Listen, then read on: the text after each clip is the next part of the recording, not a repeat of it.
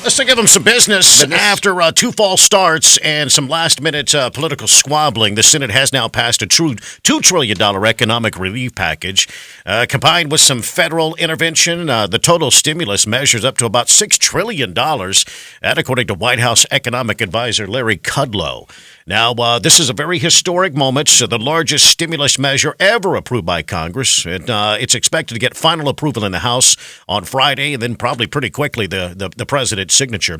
The bill has a price tag is more than 30% larger than what the legislation passed in the aftermath of 2008 in our financial crisis. Here's the breakdown. $301 billion of free money. Many Americans will receive direct payments up to $1,200 plus $500 per kid. Yeah, the payments phased out at individuals making it $99,000 or couples making $198,000 a year. $250 billion for expanded unemployment insurance. Now, those who qualify for unemployment support will receive on average an expanded unemployment benefit for up to 4 months plus $600 a week in addition to those state benefits.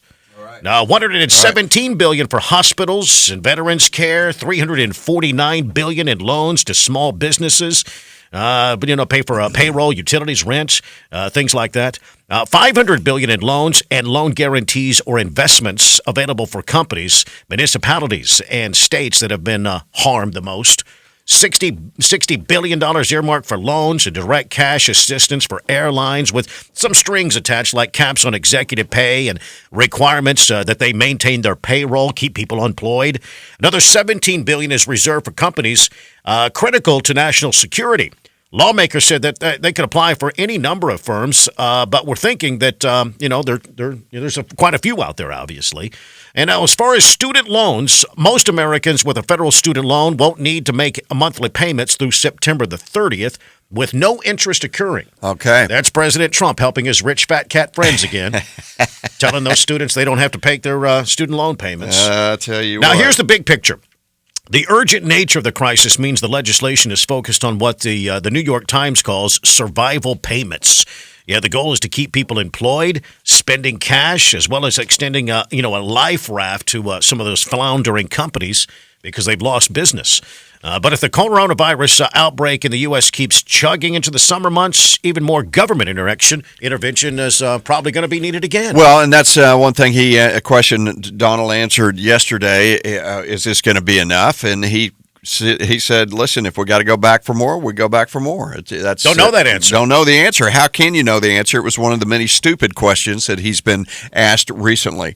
Of course, the big question on a lot of Americans' minds is, okay, how quick is this going to be in my hot little hands? How quickly can I get this? And I'm hearing anywhere from 3 weeks up to a month. Now, so we'll see. Also in business news, 48 City of Hutto employees have joined the thousands of others in Central Texas that have lost their jobs. The city says the coronavirus outbreak has caused significant difficulty for its financial health. The City of Hutto. Now, Wayne Cunningham is now a former animal control officer.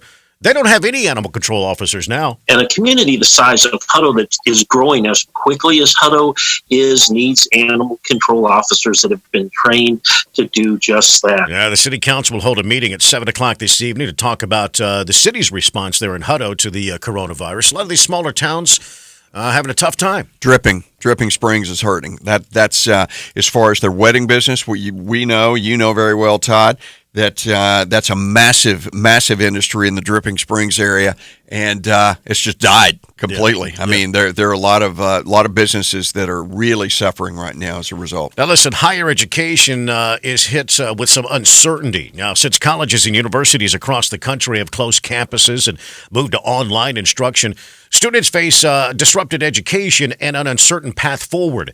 Universities ditching letter grades to adopt a pass or fail grade may negatively impact hiring opportunities and job hunting for current college students, as well as the canceled job fairs and delayed graduation, admissions tests and things like that have all been put on the back burner. I think they just need to realize that everybody understands. I mean, if you're applying, if you just graduated, you're in that point where you're applying for jobs and going to job fairs. I think everybody will understand this moment in time. For years to come. Meanwhile, high school students applying to colleges also facing some disadvantages. College tours and visits have been canceled. Standardized tests have been delayed or modified, and financial aid packages may need to be reevaluated. Well, yeah, that's just some of the hurdles. We're going to have to deal with this. The pause button has been hit for everybody. That's not the end of the world. We'll figure that out. Sure. There may be a little delay. Yeah. But young people, you got time. Everybody has to be accommodating for so many situations right now. It is what it is. Now, in a closed and social distancing city council meeting set for today, the Austin City Council will vote on a 60-day eviction grace period, allowing renters to, catch up on rent payments.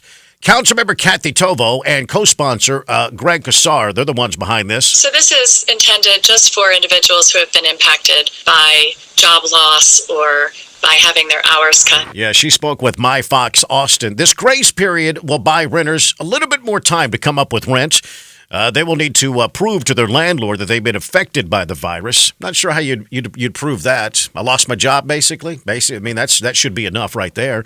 Now, currently, evictions in Travis County are already halted until April. That, according to the Travis County Justice of the Peace website. They say this coronavirus is impacting the Austin economy. The workforce is being affected, of course. And Tobo believes that we can get through this. Austin is a resilient community, and we're going to work as hard as we can to get through this public health crisis as soon as possible. Well, no, duh. You hear the positivity in their voice. Why would she even question if Austin could get to the... I mean, what is the option? What are the other choices? Yeah. Of course we're going to get through this. Well worded, Kathy. Way to go. I don't know. I just don't get it. Whenever they say we're going to get through this. Well, no, duh. Of course we are. Thank you. How about that? How about that positive tone she has? I think it's what we're all banking on. Right. Yeah. That's all right. What I'm working towards. Jump in here at 512-836-0590. Guns in America. And in the world of business, gun stores are not considered, or now in some cities are not considered essential businesses. In some cities, but they are here in Texas. Dang right they are. You're damn right they are. Damn. Now only Denton mentions gun stores in their emergency order. I don't think Austin did in its emergency order. I don't know. It didn't. Okay. It didn't. I consider gun stores essential. Of course, it's a right. I mean, the Range, GT Distributors, every other little gun shop in town. I just personally think your Second Amendment is one of the most important things for survival. I think that goes without saying. If it involves a right, then it should be an essential business. Mike Cox, he's with the Texas State Rifle Association, says gun stores should remain open along with all the shooting ranges as well. For goodness sakes, if people are buying guns, first-time buyers, we want them to go to those shooting range and learn how to use them for safety. You're damn right. And now Lubbock State Representative Dustin Burrows is looking to Attorney General Ken Paxton for a ruling. Lieutenant Governor Dan Patrick, he agrees gun stores are essential. And you know what? If they're essential, then gun ranges should be essential. You got so many first-time buyers showing up at gun shops to buy their very first weapon.